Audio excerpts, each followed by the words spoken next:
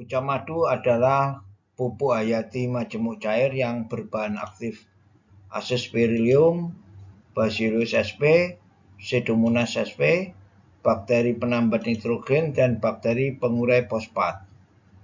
Begitu juga bioratu, di mana bioratu adalah pupuk hayati padat yang berbahan aktif Aspergillium, Azotobacter, Bacillus sp, Pseudomonas sp, bakteri penambat nitrogen, dan bakteri pengurai fosfat. Berikut saya simulasikan kalau manusia itu makanan masuk melalui mulut. Tetapi apabila tanaman, mulutnya adalah akar, di mana akar ada di dalam media tanah. Maka sangat penting kesuburan tanah untuk bisa memasukkan atau sebagai pintu masuk nutrisi ke dalam tanaman. Bagaimana pupuk hayati bisa menggemburkan tanah oleh bahan aktifnya yaitu mikroba. Berikut prosesnya. Bakteri-bakteri bahan aktif pucuk madu maupun bioratu seperti Aspergillium, Azotobacter, Pseudomonas sp, Bacillus sp akan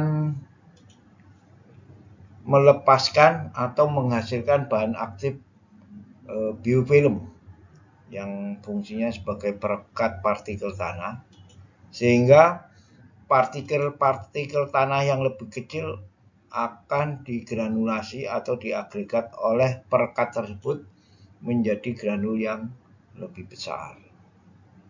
Inilah kenapa tanah bisa menjadi gembur, karena dari partikel kecil akan dikumpulkan menjadi partikel yang lebih besar. Seperti yang saya gambarkan, partikel tanah yang lebih besar akibat dari perekat dari mikroba itu saya gambarkan butiran-butiran, sehingga dengan butiran-butiran tersebut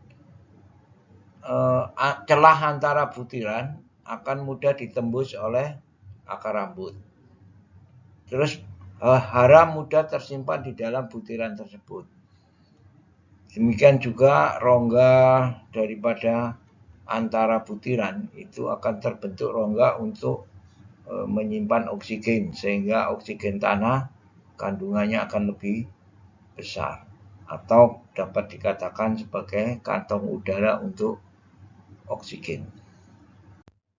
Seperti saya gambarkan atau saya ceritakan dari slide sebelumnya, bahwa tanah yang keras tidak akan menyimpan udara dan air, sehingga apabila ada hujan atau penyiraman, air langsung turun. Berbeda dengan tanah yang gembur. Tanah gembur akan menyimpan udara atau oksigen dan air. Seperti saya perlihatkan di slide, tanah yang gembur itu nampak ada butiran-butiran tanah dari kumpulan butiran partikel-partikel tanah yang lebih kecil. Berikut saya berikan animasi dari tanah yang gembur atau tanah yang baik, atau bisa dikatakan tanah yang memiliki sifat fisik yang baik.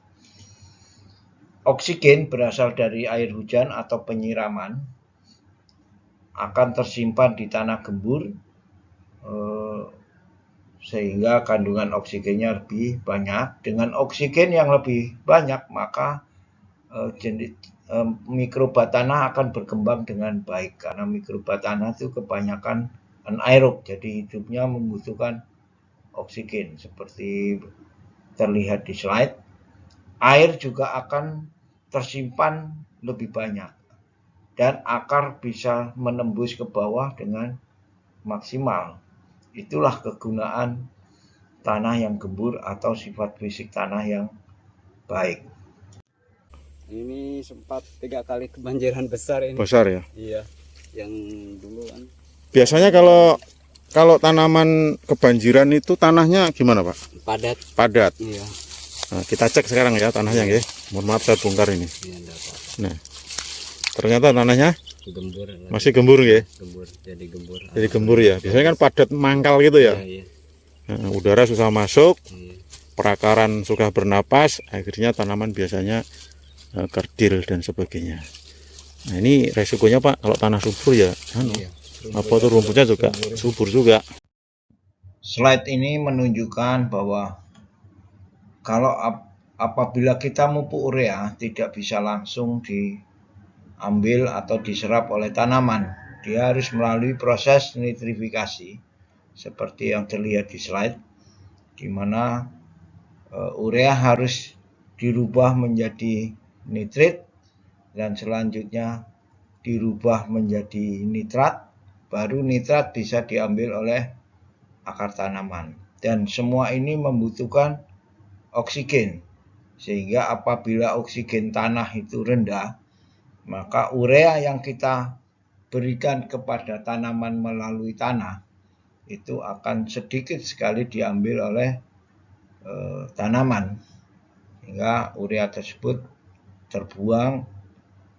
Biasanya urea itu menguap seperti pada gambar ini, di mana nitrogen akan menguap ke udara menjadi N2. Inilah kenapa tanah yang kita tanami harus mengandung oksigen atau kandungan oksigennya harus maksimal sesuai dengan kebutuhan yang dibutuhkan oleh tanaman. Saya lanjutkan penjelasan tentang proses nitrifikasi atau proses pupuk nitrogen, unsur nitrogen yang bisa dijerap oleh tanaman atau diambil tanaman sebagai nutrisi. Di mana proses nitrifikasi dari urea menjadi nitrit itu akan dibantu oleh bakteri namanya Nitrosomonas. Dari nitrit menjadi nitrat akan dibantu oleh bakteri Nitrobakter, di mana Nitrosomonas dan Nitrobakter ini adalah bakteri aerob yang hidupnya membutuhkan oksigen. Maka apabila oksigen tanah rendah, maka populasi Nitrosomonas dan Nitrobakter juga akan rendah, sehingga proses nitrifikasi dari pupuk nitrogen menjadi nitrat juga akan tereaksi dengan rendah, sehingga ketersediaan unsur hara N yang dibutuhkan tanaman juga rendah. Ini akan menghambat pertumbuhan tanaman terutama di fase vegetatif. Demikian juga pupuk fosfat. Ini saya ilustrasikan seperti SP36. Fosfat apabila diaplikasi di tanah itu belum tersedia bagi tanaman, maka harus ada air dan bakteri pelarut fosfat yang menghasilkan enzim fosfatase, baru fosfat tersebut bisa diserap oleh tanaman atau terjerat oleh akar. Maka proses ketersediaan pupuk yang diberikan dari pemupukan selalu membutuhkan bakteri, seperti nitrifikasi tadi membutuhkan bakteri Nitrosomonas dan Nitrobakter. Demikian juga untuk ketersediaan pupuk fosfat juga membutuhkan bakteri pelarut fosfat. Pupuk hayati pucah madu maupun biratu kami lengkapi dengan bahan aktif berupa bakteri Aspergillium yang dia hidup di lingkungan akar setelah kita aplikasi dan akan memacu pertumbuhan akar. Jadi ini sangat penting. Setelah kita menyiapkan kegemburan tanah, terus kita pacu pertumbuhan akarnya, maka pertumbuhan akar menjadi maksimal. Dengan akar yang tumbuh dengan baik, maka pertumbuhan tanaman di atas akar juga akan baik. Itu adalah hukum alam atau karakter dari pertumbuhan dari satu tanaman. Maka sangat penting Aspergillium ini dikandung oleh pucca madu maupun biuratu untuk memacu pertumbuhan akar.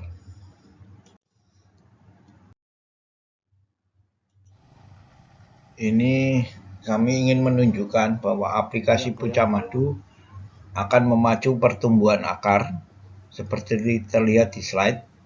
Yang sebelah kanan tanpa pucca madu terlihat akarnya lebih pendek. Ini dikarenakan oleh yang menggunakan pucca madu akan dipacu oleh bakteri Aspergillium untuk tumbuh. 1,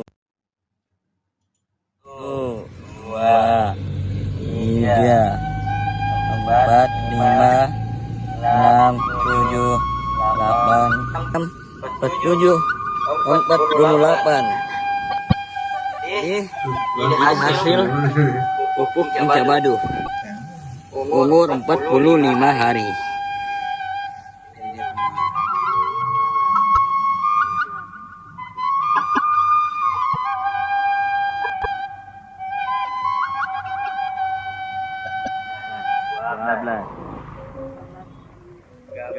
Ini salah satu badi yang tidak dikasih pupuk pucca madu. Dan anakannya itu cuma ada 13.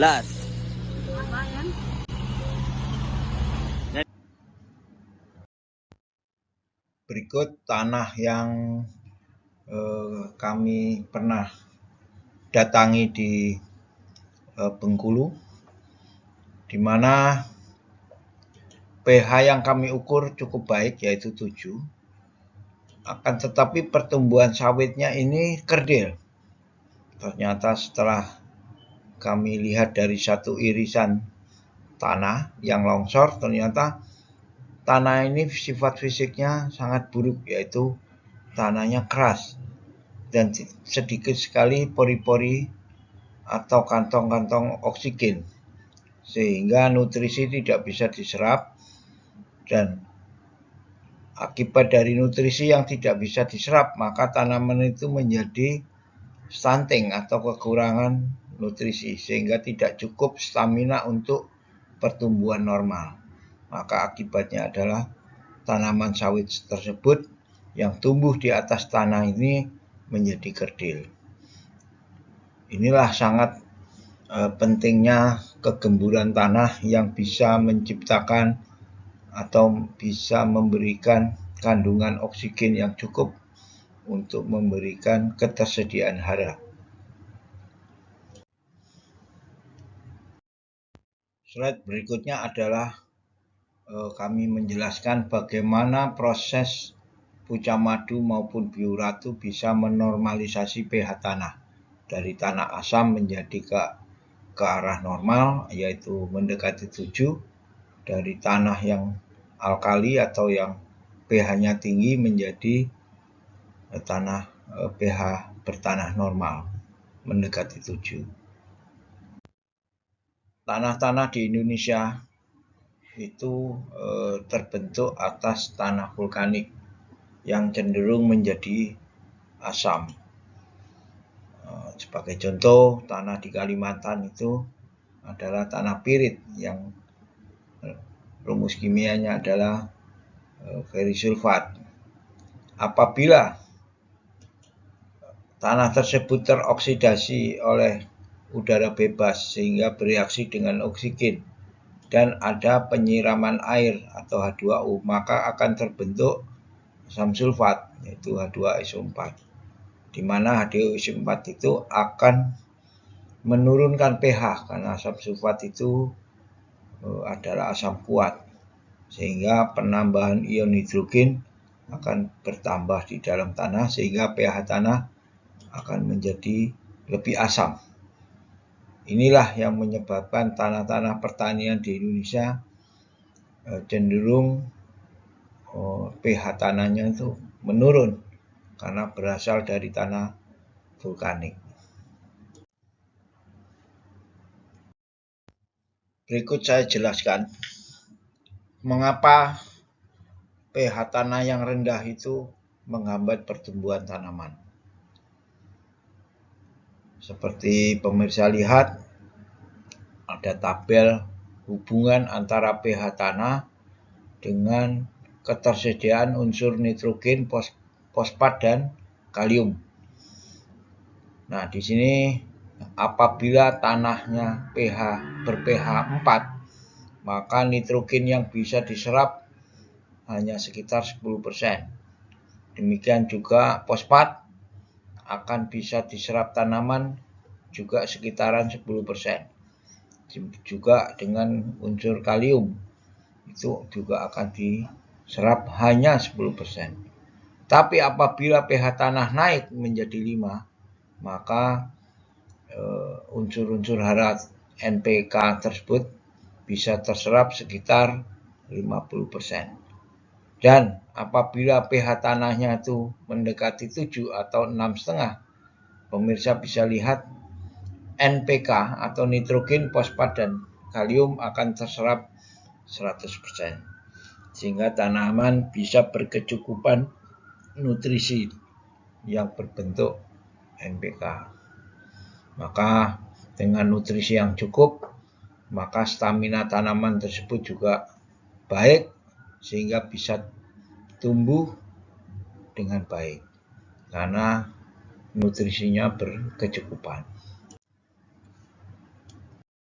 Nah, di sini para pemirsa saya gambarkan apabila pH tanah maupun kegemburan tanah yang buruk, pH tanah yang rendah, maka saya gambarkan ketersediaan unsur hara itu seperti kita ngisi air di ember yang bocor, maka akan tumpah atau tidak bisa dijerat oleh tanaman. Walaupun kita memberikan pupuk yang cukup bahkan berlebihan, tetap tanaman tidak bisa menjerat pupuk-pupuk tersebut untuk menjadi nutrisi tanaman bisa tumbuh. Inilah sangat pentingnya kegemburan tanah yang disertai dengan pH tanah yang baik akan memberikan kecukupan unsur hara untuk pertumbuhan tanaman. Ini tanaman melon di Gilang Harjo, Kecamatan Pandak, Kabupaten Bantul, Yogyakarta. Yang mana lahan ini memiliki pH tanah yang sangat rendah, yaitu setelah kami ukur 3,5 sampai 4,2. Akibatnya tanaman melon ini menjadi kerdil dikarenakan oleh nilai tukar kation tanah sangat rendah, sehingga NPK sebagai nutrisi tidak bisa tersedia bagi tanaman, sehingga tanamannya mengalami kekurangan nutrisi atau stunting, sehingga tanamannya satu menjadi pertumbuhan vegetatifnya terlambat dan menjadi kerdil, dan yang kedua karena kekurangan nutrisi sehingga daya tahan terhadap serangan penyakit yang berasal dari tanah maupun di atas tanah menjadi rendah. Nah, ini pemirsa bisa lihat sudah ada gejala mengalami keriting daun yang umum dialami oleh tanaman melon. 3 hari yang lalu kami lakukan aplikasi Pucak Madu dengan tujuan untuk menaikkan atau menormalisasi pH mendekati 6 atau 7, dan juga bertujuan untuk meningkatkan KTK tanah. Dan para pemirsa bisa lihat setelah 3 hari aplikasi sudah ada perubahan yang signifikan dari daun melon tersebut, yaitu sebagian keriting daun akibat dari ketahanan terhadap penyakit yang rendah sudah mulai teratasi. Jadi keriting daunnya sudah mulai berkurang dengan daun menjadi lebih tegar, lebih lurus menghadap ke arah matahari dan segar. pH sudah menunjukkan di angka hampir 5, yang sebelumnya 3 hari yang lalu itu kita ukur 4 ya. Jadi aplikasi Pucak Madu dalam tempo 3 hari sudah bisa menaikkan 1 digit dari 4 ke 5. Sayang hari ini petaninya sudah pada pulang, sehingga kami tidak bisa testimoni dengan petani. Mungkin besok Pak Teddy yang akan mendatangi petaninya untuk testimoni dan untuk menguji kecepatan Pucak Madu dalam memperbaiki sifat kimia tanah dan biologi tanah. Ini para pemirsa bisa saya tunjukin. Ini tanah, sifat fisik tanahnya sudah mulai gembur.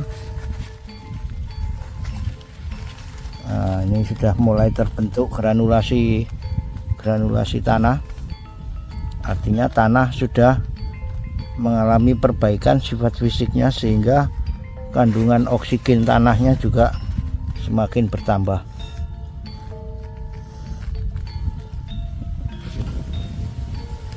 Ini lahan ini yang pH-nya 3,5. Alhamdulillah hari ini 3 hari setelah aplikasi sudah sama pH-nya dengan lahan seberangnya. Ini sudah sama-sama mencapai 5,2 ini para pemirsa.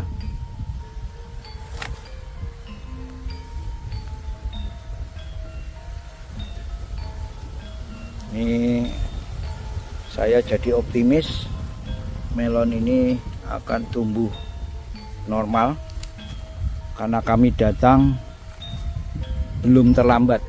Jadi kira-kira terjadi stuck pertumbuhan waktu pindah tanam karena pH-nya rendah, walaupun dipupuk berulang-ulang selama 1 minggu.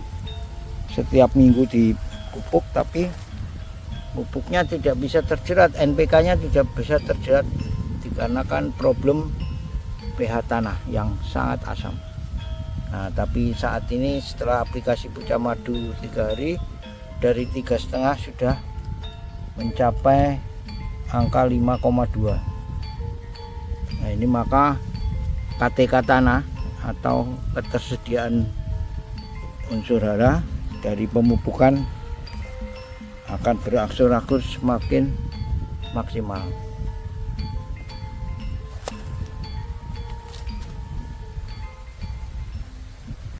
Bagaimana cara bakteri Pucak Madu maupun Bioratu bisa menormalisasi pH? Karena Pucak Madu dan Bioratu kami lengkapi dengan bakteri pelarut sulfat.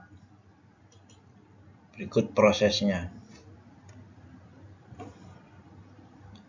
Tanah yang ber-pH rendah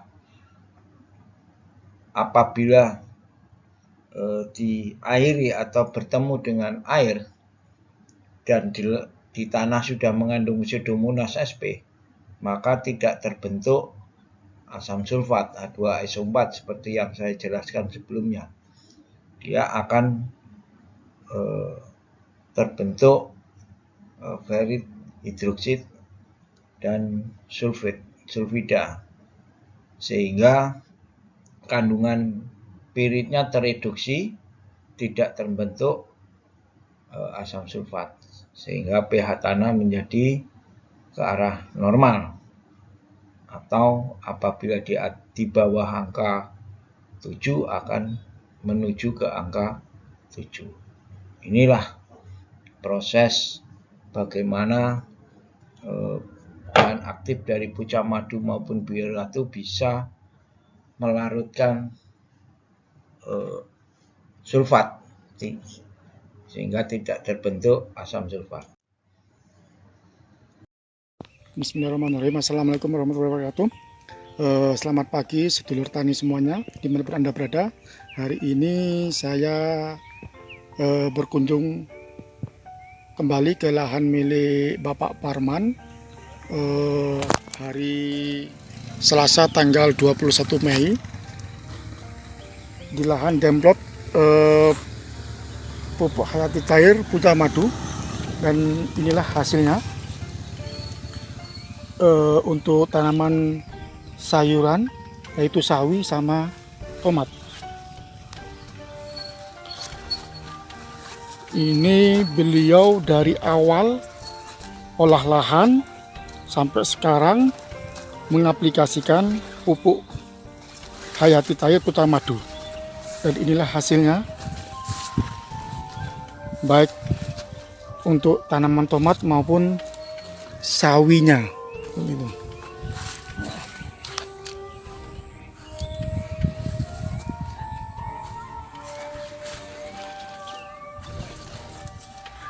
Cukup bagus sekali pertumbuhannya.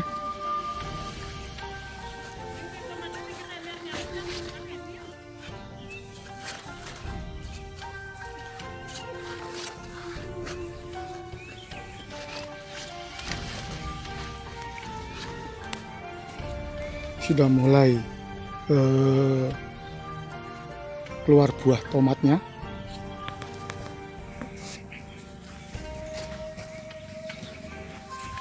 Untuk sawinya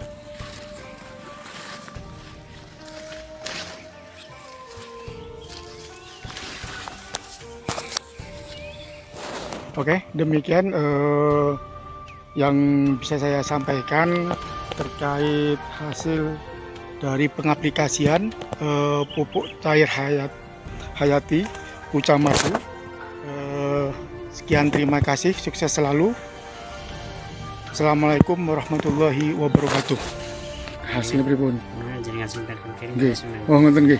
Terus pundi Pak, hasil pun selama ngaplikasi pupuk Pucah Madu niku Pak? Alhamdulillah saya Mas niki berkat ngangge niki. Nah niku kangani kados niku teng menu wit-wit nggih atos kuat. Nggih. Kadang teng godhong nggih wandel. Yo teng sawi nggih terus kados niku. Oh, ngoten. Selain itu napa Pak perkembangannya Pak? Perkembangannya sing kula amati niku nggih kalih aman niku radipun mboten padosa kados sing sanesipun. Nggih, matur nuwun Pak nggih. Pak niki terus pundi Pak niki hasil Pak niki pun anu nggih, ngoten nggih. Kan lah niki kan superan. Oh, pun superan ngoten niki. Walah, mantap Pucah Madu iki. Kan ngendhek bentuk. Berarti kawit awal nih Pak di sempat Pucah Madu nih Pak. Walah. Wah, ini wis sak. Ayo wis. Wawone kan jalannya nih kota. Pripun Pak kesalahan? Nggih.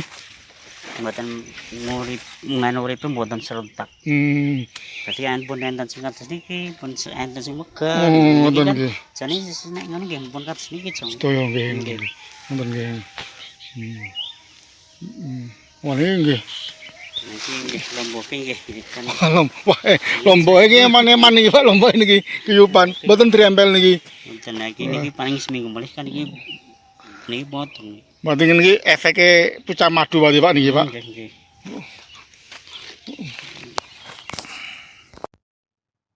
Berikut bagaimana Pucah Madu dan Bioratu dapat meningkatkan daya tahan terhadap serangan penyakit dengan bahan aktifnya Bacillus sp.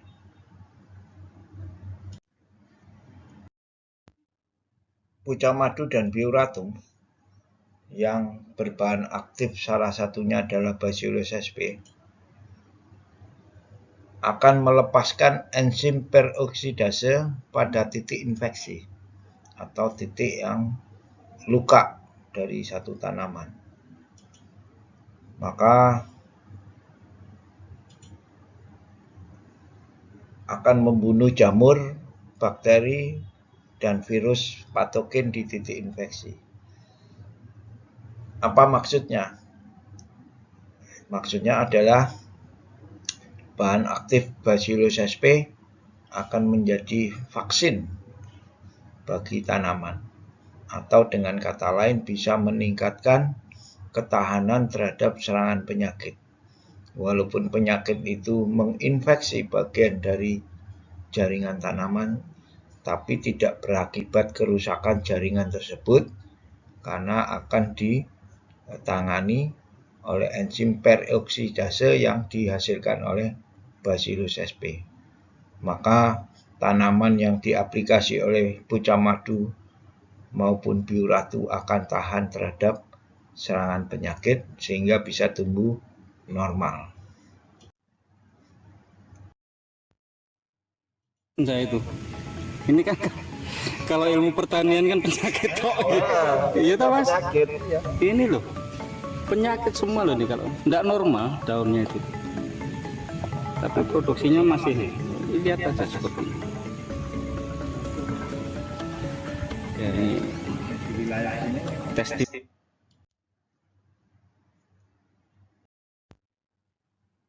Berikut kami menginjak kepada hormon florigen, di mana pucak madu dan bioratu dilengkapi dengan bakteri-bakteri yang bisa menghasilkan hormon florigen. Apa itu hormon florigen? Hormon florigen adalah hormon yang bisa memacu pertumbuhan bunga, dan bunga adalah bakal buah, sehingga pucak madu dan bioratu akan meningkatkan produktivitas karena bunga yang maksimal ditumbuhkan oleh tanaman.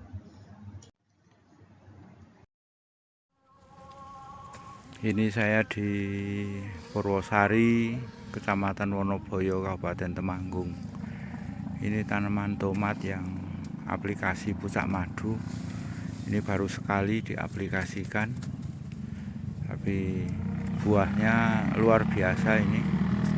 Sekarang tanggal 23 Mei 2024 di lahannya Pak Susilo di Gilangan Jurang, Purwosari, Kecamatan Wonoboyo, Kabupaten Temanggung. Ini Pak Susilo ini luar biasa, teman-teman.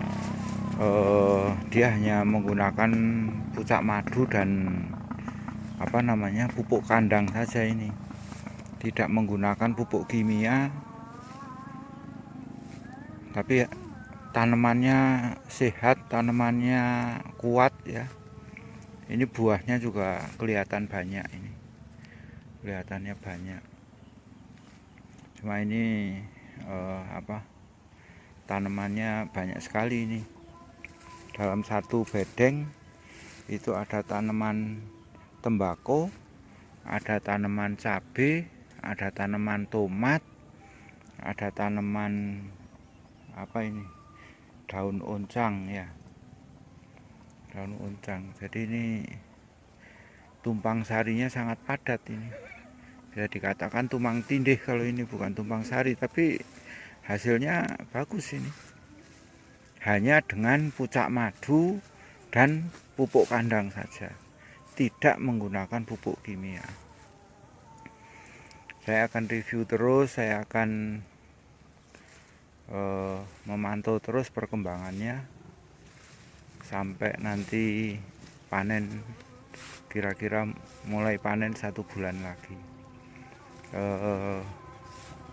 Ini semua tanaman kelihatan bagus, tomatnya banyak. Ini juga bakal buahnya yang di cabai ini bunganya segala macam banyak. Ini rencana Pak Susilo ini setengah bulan lagi itu baru akan melakukan aplikasi lagi pengocoran yang kedua. Demikian yang saya sampaikan. Terima kasih dari Gilangan Jurang, Purwosari, Wonoboyo, Kabupaten Temanggung. Terima kasih.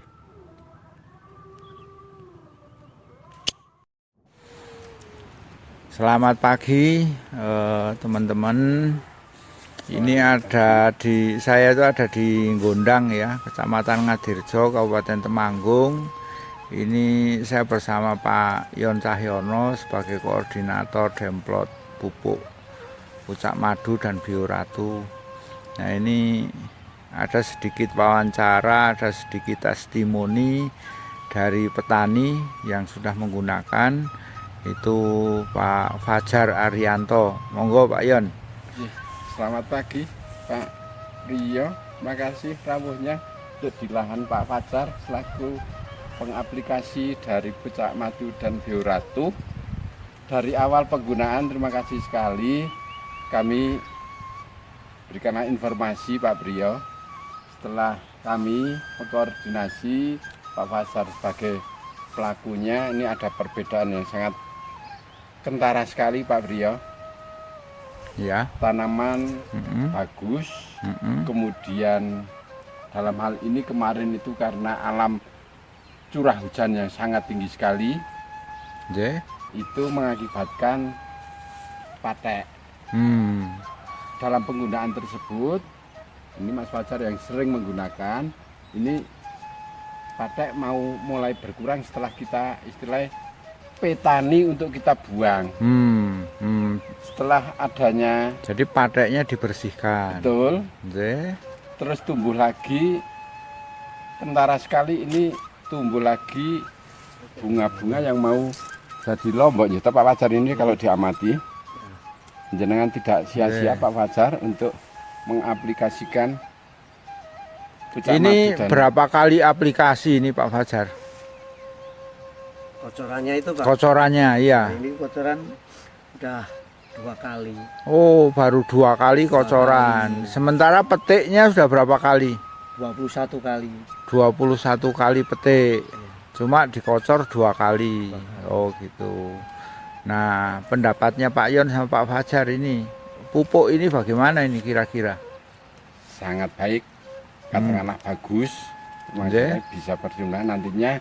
Toh baru pertama kali untuk kita memakai Pak Priyo, setelah walaupun kita kocori 2 kali, hasil nampak ya sudah 21 panenan itu masih bisa kita lanjutkan. Apalagi ini sudah kita tolong, nanti 2 hari lagi akan kita nutrisinya dari ya kocorannya tambahi lagi ya, akan kita tambahi lagi. Itu kita percaya kalau nanti akan hasil bunga buah lombok ini semakin baik, menghilangkan cuaca ini alhamdulillah semakin baik.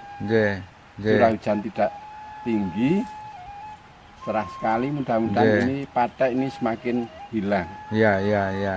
Itu Pak Fajar. Kalau Pak Fajar ini saya informasikan kalau secara teknis ya Pak Fajar ya, 3 kali panen itu dikocor, 3 kali panen dikocor. Paling lambat atau paling minimal itu 4 atau 5 kali panen dikocor.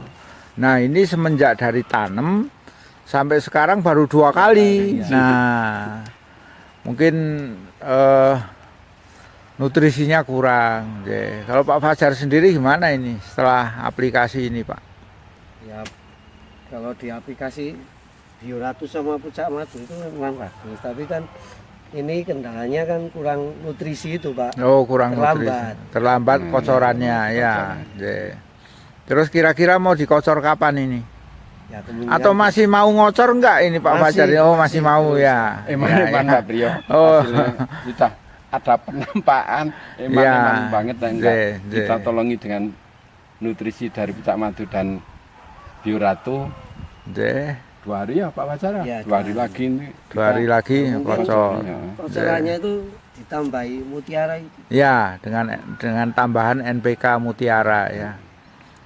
NPK bisa, KNO juga bisa. Yang penting nutrisi untuk tanaman. Nah, ini tanaman masih kelihatan apa? Masih mau ini. Masih mau berbuah lagi. Ya, cuma ini karena keterlambatan nutrisi. Keterlambatan nutrisi ini harus segera ditolong ini supaya Oke, kira-kira gitu ya. Pak Yon, terima kasih sekali. Nggih, Pak sama-sama. Fajar, terima kasih sekali. Nah, ini kita coba aplikasi. Nanti kita lihat lagi setelah dikocor. 1 minggu setelah dikocor, nanti kita lihat lagi. Oke, nggih. Oke. Terima kasih. Sama-sama Pak Salam Yon. untuk para petani semuanya, sukses rame-rame, Nggih, berhasil sama-sama nggih. dengan penggunaan pucak Madu. madu dan Bioratu. bioratu. Nggih. Hasil nyata. Oke. Mari kita bersama-sama untuk kesejahteraan saudara kita petani-petani semuanya. Nggih. Kabupaten Nggih. Penanggung. Oke. Terima kasih Terima Pak kasih, Yon. Pak. Nggih, nggih. Waalaikumsalam. Waalaikumsalam warahmatullahi wabarakatuh.